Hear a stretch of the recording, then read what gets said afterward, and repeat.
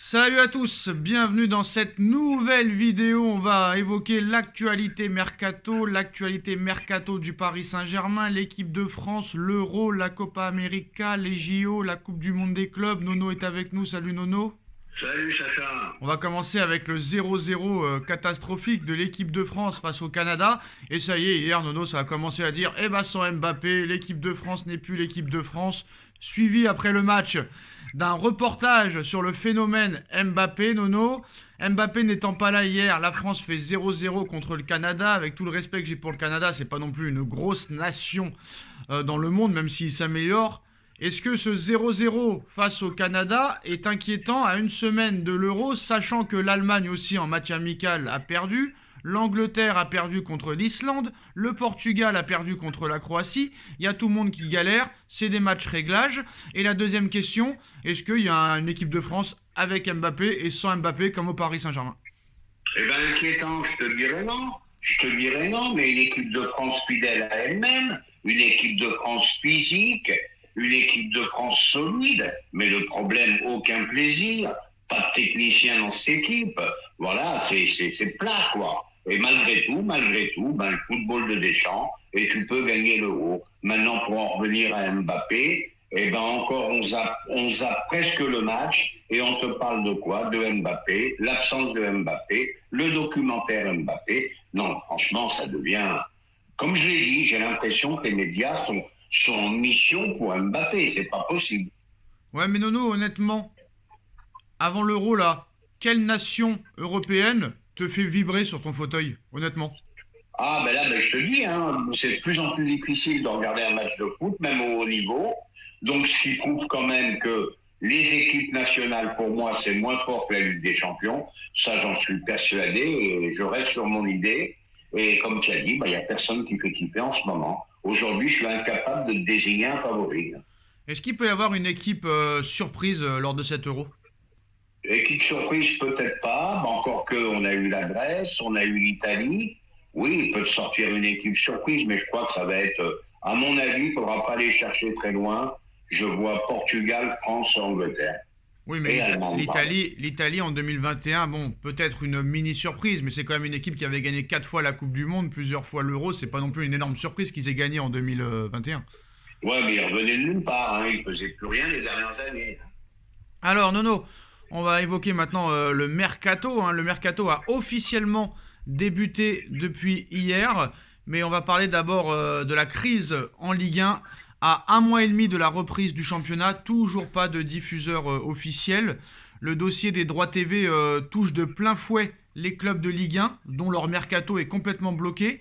Si le Paris Saint-Germain a précisé à la Ligue qu'il ne comptait pas starifier davantage son effectif, certains des dirigeants du football, Nono maintenant, viennent sucer le Paris Saint-Germain en espérant quand même qu'ils arriveront à recruter et à attirer des grands noms ronflants pour mettre la lumière sur la Ligue 1. Quand tu vois que par exemple sur le dossier Lenny Yoro, Nono, c'est 40 millions pour le Real, 70 pour Paris, et c'est à Paris de faire des efforts pour acheter des gros joueurs alors que eux, ils surpayent pour que ce soit le PSG qui achète. Les mecs, ils viennent sucer le PSG alors qu'ils sont anti-parisiens, c'est quand même marrant, hein, Nono, hein. Ah, c'est plus que bizarre, mais ça, on en revient à ce que je t'ai dit dans les précédentes vidéos. Voilà, tu le confirmes. 40 pour le Real, 70 pour le PSG. Bon, ben voilà, c'est comme ça. Et faut reconnaître que pour le PSG, c'est très, très difficile à recruter. Et maintenant, les droits TV, bon, ben, le président de la Ligue, c'est un clown. Qu'est-ce que tu veux que je te dise d'autre? Il en voulait 1 milliard. S'il en tire 500 millions, ça sera le maxi du maxi. Et puis voilà, quoi. Il a avoué que ça valait que 500 millions d'euros. Sauf le problème, c'est que les clubs de Ligue 1 sont payés par les droits TV. Et là, comme il n'y a pas de droits TV, bah, pour l'instant, bah, ils sont bloqués. Et il n'y a personne qui a commencé réellement son mercato.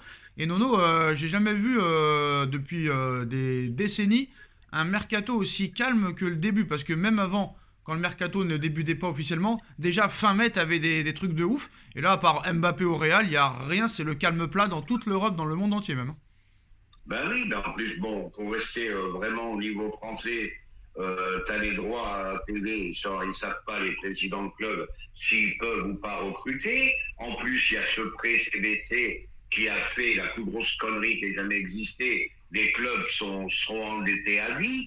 Et puis voilà, quoi. Donc c'est mal barré, c'est mal barré. Et je l'ai souvent dit, il risque d'y avoir une bulle économique dans pas longtemps dans le football. Alors le PSG quand même essaye quand même de commencer son mercato. Bon, défense centrale pour l'instant ça bloque. Finalement, Nono, le gardien russe Safonov ne devrait pas rejoindre le Paris Saint-Germain. Pourquoi? Bah apparemment il a divorcé de sa femme, il doit une pension alimentaire à sa femme tous les mois. Des problèmes là-dedans qui l'empêchent de quitter le territoire russe, Nono. Donc Safonov au PSG, c'est limite terminé. Bonne ou mauvaise nouvelle? Oh, j'en sais rien, parce que je dois être honnête. Je l'ai pas vu 10 000 fois jouer, mais d'après ce que j'entendais, bon gardien sans plus, quoi. Hein. Alors le PSG suit de très près la situation de Federico Chiesa, 26 ans, en fin de contrat l'été prochain. Et le club le suivait déjà l'été dernier, mais n'avait pas vraiment entamé des discussions concrètes. Et le club suit aussi Nico Williams, 21 ans, clause libératoire à 71 millions d'euros, qui fait le bonheur de l'Athletic Bilbao. Qu'est-ce que tu penses de ces deux pistes? Ah, ben là, c'est deux pistes qui me plaisent. C'est deux pistes qui me plaisent, mais je vais être pessimiste.